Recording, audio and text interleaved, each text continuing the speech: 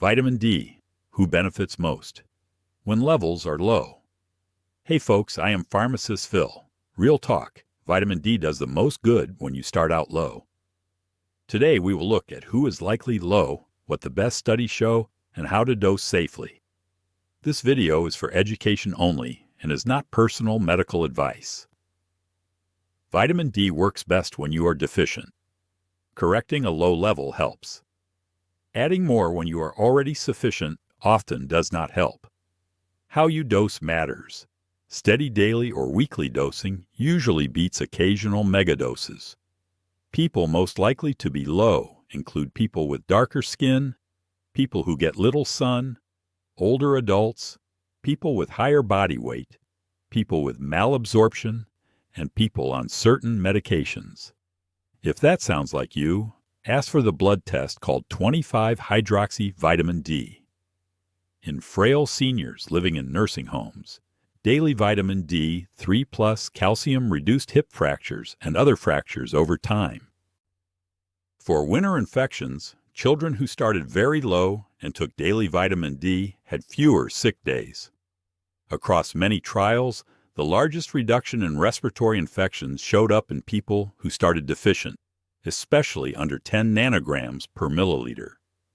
Daily or weekly dosing worked better than rare high-dose bolus dosing.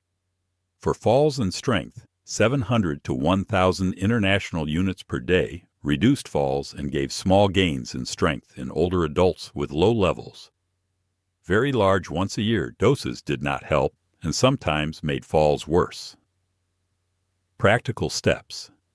Ask for the 25-hydroxy vitamin D blood test. Many guidelines consider 20 to 30 or more nanograms per milliliter sufficient. Some aim for 30 or higher in people at risk. Most adults do well with 600 to 2,000 international units of vitamin D3 each day. Do not exceed 4,000 international units per day without medical supervision. Take it with a meal that has some fat.